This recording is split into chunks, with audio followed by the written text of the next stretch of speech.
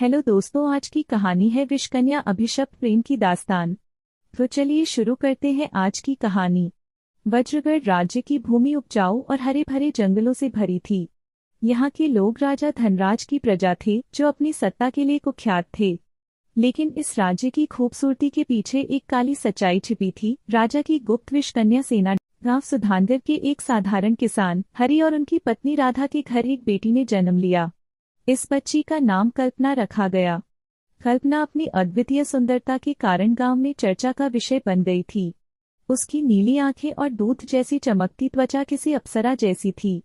लेकिन यह सौंदर्य उसके लिए अभिशाप बन गया। राजा के गुप्तचरों ने गांव में यह खबर पहुंचा दी कि इस बच्ची को विषकन्या प्रशिक्षण केंद्र के लिए ले जाया जाना चाहिए। जब कल्पना 5 साल की थी तो एक ठंडी रात राजा के सिपाही उसके घर आए। राधा ने अपनी बेटी को बचाने की कोशिश की, लेकिन सिपाहियों ने उसे बेरहमी से मार डाला। कल्पना, जो अपनी मां की गोद में छिपी थी, उसको खींचकर महल ले जाया गया, राजा धनराज की गुप्त सेना का हिस्सा बनने के लिए।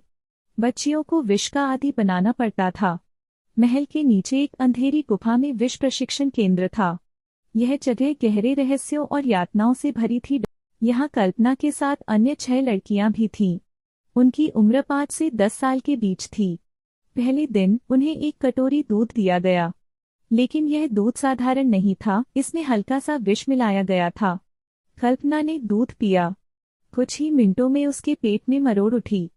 उसकी आंखें लाल हो गईं और उसकी सांसें थमने लगीं। वह जमीन पर गिर पड़ी। बाकी लड़कियां भी दर्द से तड़पने लगीं। आचार्य विश्रुत, जो इन लड़कियों का प्रशिक्षण देने वाले थे, उन्हें देख रहे थे। उन्होंने कहा, यह दर्द तुम्हारे लिए पहली परीक्षा है। इसे सहन करना सीखो, क्योंकि यही तुम्हारी ताकत बने। कल्पना सहित और बाकी लड़कियों को हर दिन धीरे धीरे विष दिया जाने लगा। उनकी त्वचा काली पड़ने लगी थी और बाल झड़ने लगे थे।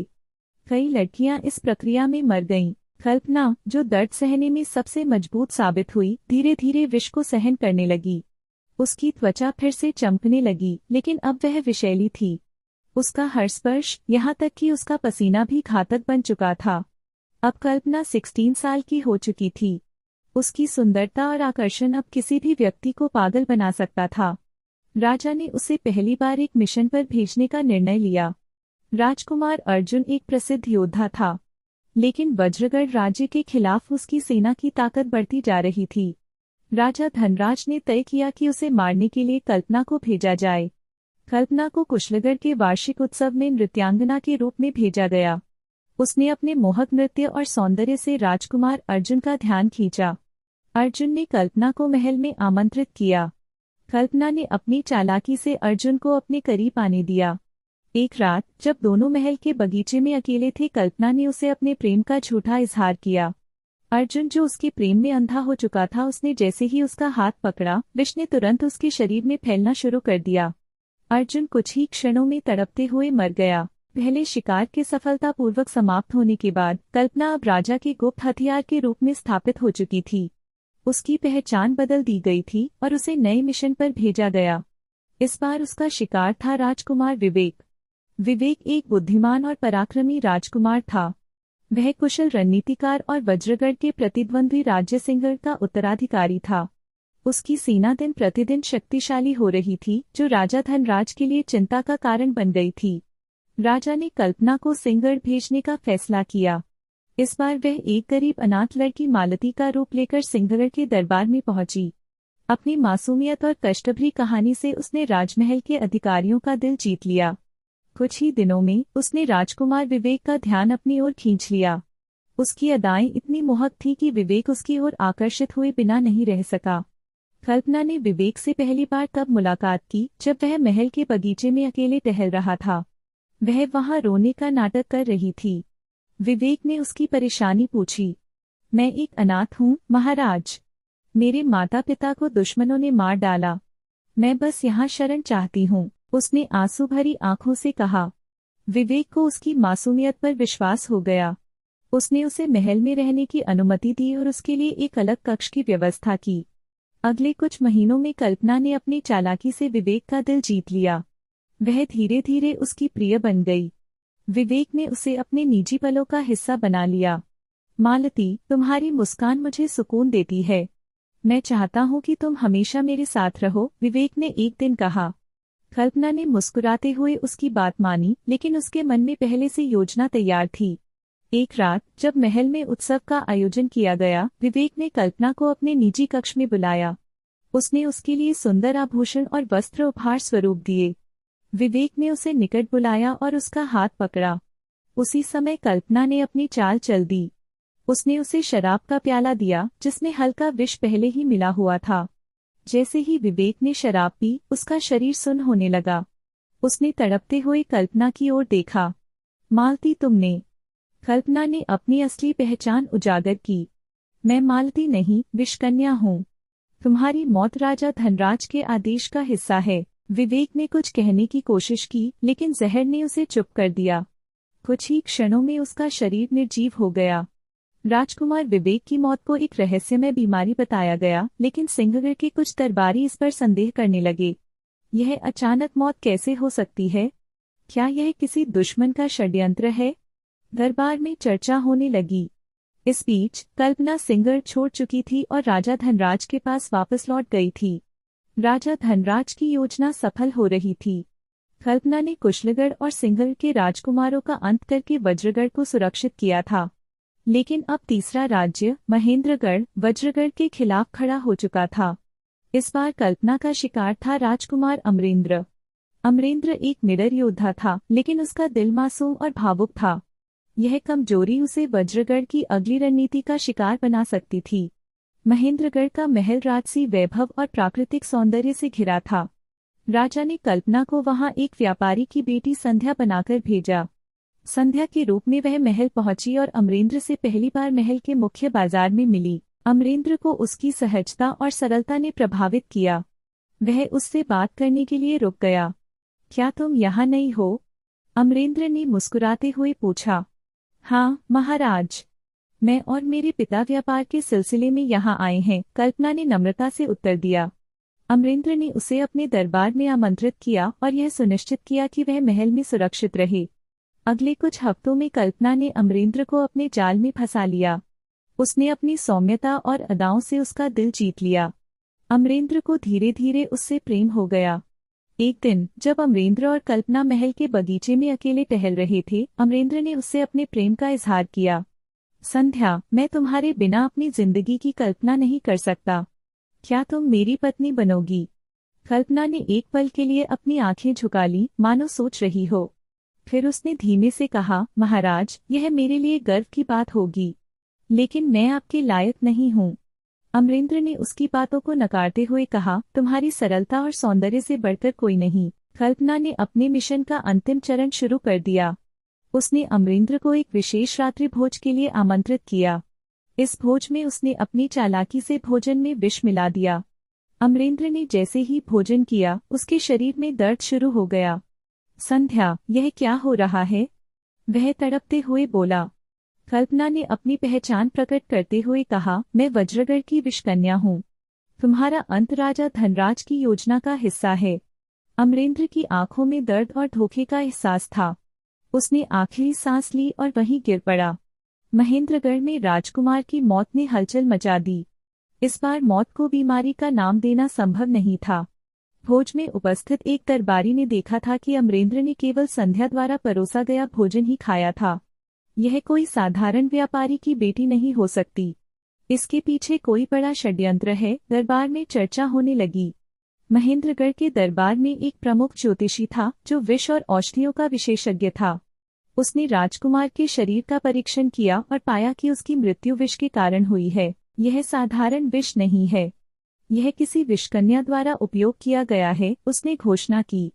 महेंद्रगढ़ के राजा ने संध्या के बारे में जानकारी इकट्ठा करने के आदेश दिए, लेकिन तब तक कल्पना महल छोड़ चुकी थी और वज्रगढ़ लौट गई थी। महेंद्रगढ़ के राजा ने इस संदिग्ध हत्या का संदेश अन्य राज्यों तक पहुंचाया। अब वज्रगढ़ की योजना और विषकन्या के अस्तित्व पर सवाल उठने लगे थे। राजा धनराज को इस खतरे का आभास हो गया। उसने कल्पना को नए मिशन पर भेजने से पहले सावधानी बरतने का आदेश दिया। लेकिन अब कल्पना के चारों ओर संदेह और खतरे का जाल फैलने लगा था। महेंद्रगढ़ के राजकुमार अमरेंद्र की मौत से आसपास के राज्यों में हलचल मच गई। तीन राजकुमारों की अचानक और रहस्यमय मौतों ने एक खौफनाक साजिश का संकेत दिया। अब वज्रगढ़ का नाम भी शक के घेरे में आने लगा था। महेंद्रगढ़ के राजा ने अन्य राज्यों के साथ मिलकर यह तय किया कि इन घटनाओं की गहराई से जांच की जाएगी। एक गुप्तचरी दल का गठन हुआ जिसमें विष, औषधि और कूटनीति के विशेषज्ञ शामिल थे। उनका लक्ष्य था विषकन्या की पहचान करना और उसे पकड़ना। राजमहल में राजा धनराज अब बेचैन थे। वह जानते थे कि कल्पना का हर मिशन सफल रहा है, लेकिन हर जीत के साथ खतरा बढ़ रहा है। अगर महेंद्रगढ़ ने सच्चाई का पता लगा लिया तो हमारी गुप्त सेना का अस्तित्व खत्म हो सकता है, राजा ने अपने सेनापति से कहा। सेनापति ने सुझाव दिया कि कल्पना को कुछ समय के लिए छुपा दिया जाए ताकि वह अन्य राज्यों की नजरों से दूर रहे। लेकिन राजा ने इस विचार को खारिज कर दिया। वह हमारी सबसे घातक हथियार है। हम उसे छुपा नहीं सकते, बल्कि उसे अगली चुनौती के लिए तैयार करना होगा, राजा ने आदेश दिया। कल्पना, जो अब तक अपने मिशन में सफल रही थी, पहली बार खुद को असमंजस में पाती है। वह महेंद्रगढ़ से लौटने के बाद से बेचैन थी। मैंने अपने जीवन को एक जहर में बदल दिया है। क्या मेरा अस्तित्व केवल मौत फैलाने के लिए है? वह अक्सर खुद से पूछती, लेकिन हर बार उसे अपनी मजबूरी याद आती। उसकी पूरी जिंदगी राजा धनराज और उनके आदेशों के अधीन थी। महेंद्रगढ़ और अन्य राज्यों के गुप्तचरों ने कल्पना के बारे में जानकारी जुटानी शुरू कर दी। कुछ सुराग उन्हें वज्रगढ़ तक ले गए। वज्रगढ़ की विषकन्या एक मिथक नहीं बल्कि एक हकीकत है, गुप्तचरों के प्रमुख ने घोषणा की। महेंद्रगढ़ के राजा ने वज्रगढ़ पर दबाव डालने के लिए अपने सैनिकों को सीमाओं पर तैनात कर दिया। यह पहली बार था कि वज्रगढ़ को विषकन्या के कारण एक बड़े सैन्य खतरे का सामना करना पड़ा। राजा धनराज ने खतरे के बावजूद कल्पना को एक नए मिशन पर भेजने का निर्णय लिया। इस बार उसका शिकार था राजा विक्रमादित्य, जो सभी राज्यों में सबसे शक्तिशाली थे। राजा विक्रमादित्य की मौत वज्रगढ़ को पूरे क्षेत्र में अजय बना सकती थी, लेकिन विक्रमादित्य कोई साधारण व्यक्ति नहीं थे। उनकी सुरक्षा और बुद्धिमानी के कारण उन्हें हराना आसान नहीं था। कल्पना ने एक बार फिर अपनी पहचान बदल ली। इस बार वह एक संगीतज्ञ रागिनी बनकर विक्रमादित्य के दरबार में पहुंची। उसने अपनी गायकी से सबका मन मोह लिया। विक्रमादित्य ने उसे अपने दरबार में स्थायी रूप से रहने का आदेश दिया। तुम्हारी आवाज में जादू है। मैं चाहता हूं कि तुम मेरे दरबार की शोभा बनो, राजा ने कहा। कल्पना ने विनम्रता से सिर झुका लिया, लेकिन उसके मन में पहले से एक योजना थी। लेकिन राजा विक्रमादित्य साधारण राजाओं की तरह नहीं थे। उन्हें रागिनी के व्यवहार में कुछ असामान्य लगा। यह लड़की जितनी दिखती है उससे कहीं अधिक रहस्यमयी है, उन्होंने अपने मंत्रियों से कहा।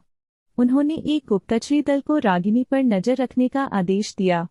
एक रात जब कल्पना ने राजा को अपने गीतों से मंत्रमुग्ध कर दिया, उसने उन्हें एक विशेष पेय दिया जिसमें हल्का विष मिला था। लेकिन राजा ने उसे पीने से पहले ही अपने गुप्तचरों को बुला लिया। तुम कौन हो और यहाँ क्यों आई हो? राजा ने सख्ती से पूछा। कल्पना ने पहली बार खुद को असुरक्षित महसूस किया। उसने भागने की कोशिश की, लेकिन राजा के सैनिकों ने उसे पकड़ लिया। राजा विक्रमादित्य ने कल्पना की सच्चाई सबके सामने उजागर कर दी। उन्होंने अन्य राज्यों को संदेश भेजा कि वज्रगढ़ ने विषकन्या के रूप में एक घातक हथियार तैयार किया है। अब वज्रगढ़ के खिलाफ सभी राज्य एकजुट हो गए। राजा धनराज ने एक महिला को मौत का हथियार बनाया है। यह मानवता के खिलाफ है। हमें इसे खत्म करना होगा, सभी राजाओं ने निर्णय लिया। राजा विक्रमादित्य की योजना के अनुसार चारों शक्तिशाली राज्यों ने वज्रगढ़ पर हमला करने के लिए एक संयुक्त सेना का गठन किया। इस विशाल सेना का लक्ष्य था राजा धनराज की सत्ता को खत्म करना और विषकन्या को पकड़कर उसके आतंक का अंत करना। वज्रगढ़ के गुप्तचरों ने इस खबर को महल तक पहुंचाया। राजा धनराज अब चिंतित थे। हमारा सबसे बड़ा हथियार कल्पना अब हमारे लिए खतरा बन चुकी है। यदि दुश्मन उसे पकड़ लेता है तो हमारी हार निश्चित है। महल के अंदर कुछ दरबारी, जो राजा धनराज की क्रूर नीतियों से असंतुष्ट थे, अब उनके खिलाफ हो गए थे। उन्होंने संयुक्त सेना को गुप्त जानकारी देनी शुरू कर दी। महल के नीचे एक सुरंग है जहां राजा ने अपने सारे गुप्त हथियार और विषकन्या का प्रशिक्षण केंद्र बनाया है। कल्पना, जो अब महल के एक कक्ष में बंद थी, लगातार अपने अतीत को याद कर रही थी। क्या मैंने केवल मौत और दुख ही फैलाया है? क्या मेरा जीवन इसी के लिए था? उसके मन में एक भयंकर द्वंद्व छिड़ा हुआ था। उसने अपने आप से सवाल किया, क्या अब मैं राजा के आदेशों का पालन करूं या अपनी आत्मा को बचाने का प्रयास करूं? संध्या के समय संयुक्त सेना ने वज्रगढ़ की सीमाओं पर हमला कर दिया। महल के चारों ओर मची तबाही से वातावरण गूंज उठा। राजा धनराज ने अपनी सेना को आदेश दिया, हर हाल में महल की रक्षा करो। यह हमारी आखिरी लड़ाई है। महल के सैनिकों ने दुश्मनों का बहादुरी से सामना किया, लेकिन संयुक्त सेना की ताकत के आगे भी टिक नहीं सके। महल के भीतर कल्पना ने तय किया कि अब वह राजा धनराज के लिए नहीं लड़ेगी। उन्होंने मेरी जिंदगी छीन ली, मुझे एक इंसान से हथियार बना दिया, लेकिन अब मैं और नहीं, उसने खुद से कहा। कल्पना ने गुप्त सुरंग के रास्ते से बाहर निकलने की योजना बनाई, लेकिन इससे पहले उसने राजा धनराज से मिलने का फैसला किया। कल्पना राजा के दरबार में पहुंची, जहां राजा धनराज अपनी हार स्वीकार करने की कगार पर थे। तुम यहाँ क्यों आई हो? तुम्हें दुश्मनों से लड़ने के लिए भेजा था, राजा ने गुस्से से कहा। कल्पना ने ठंडे स्वर में उत्तर दिया, मैं अब तुम्हारा आदेश नहीं मानूंगी। तुमने मुझे इंसान से राक्षस बनाया, लेकिन अब मैं अपनी आत्मा को और दागदार नहीं होने दूंगी। राजा धनराज ने अपनी तलवार उठाई, लेकिन कल्पना ने उसकी आंखों में देखकर कहा, तुम्हारी सबसे बड़ी गलती मैं हूँ। महल में संयुक्त सेना ने प्रवेश कर लिया था। राजा धनराज को बंदी बना लिया गया, लेकिन गुप्तचरों की नजर अब कल्पना पर थी। वह विषकन्या है, उसे जिंदा पकड़ा जाए। कल्पना जानती थी कि अगर उसे पकड़ा गया तो वह केवल और अधिक पीड़ा और तबाही का कारण बनेगी। उसने महल की सबसे ऊंची मीनार पर चढ़कर चारों ओर देखा। मैंने अपने जीवन में केवल मौत और दर्द फैलाया है, लेकिन अब मैं इसे खत्म करूंगी, वह बोली। उसने अपनी मुट्ठी में छिपे एक विषैले पत्थर को निगल लिया, जो उसके लिए घातक था। कुछ ही क्षणों में उसका शरीर निर्जीव होकर जमीन पर गिर पड़ा। कल्पना की मौत ने वज्रगढ़ के भयावह अध्याय को समाप्त कर दिया। राजा धनराज को चारों राज्यों के राजाओं ने मिलकर मृत्युदंड दिया। वज्रगढ़ का प्रशिक्षण केंद्र नष्ट कर दिया गया। संयुक्त सेना के नेताओं ने फैसला किया कि भविष्य में किसी भी राज्य में इस तरह के अमानवीय हथियारों और गुप्तचरों का इस्तेमाल नहीं किया जाएगा। हालांकि कल्पना ने अपने जीवन में अनगिनत मौतें दी, लेकिन उसकी मौत ने कई जानों को बचा लिया। उसका नाम इतिहास में एक अभिशप्त योद्धा के रूप में दर्ज हुआ, जिसने अंततः अपनी आत्मा को मुक्त कर लिया। गांवों में लोग उसकी कहानियां सुनाते हैं। कुछ उसे राक्षस मानते हैं तो कुछ उसे एक पीड़ित। लेकिन एक बात निश्चित है, उसका जीवन एक सबक है कि इंसान को इंसान ही रहना चाहिए, हथियार नहीं। तो दोस्तों, आपको आज की यह कहानी कैसी लगी? अपनी राय हमें कमेंट बॉक्स में जरूर दीजिए। साथ ही वीडियो को लाइक और शेयर जरूर करिएगा। और ऐसी ही नई और मजेदार कहानियां सुनने के लिए हमारे चैनल को सब्सक्राइब करना बिल्कुल ना भूले। फिर से मिलेंगे अगली एक नई कहानी के साथ, तब तक के लिए बाय।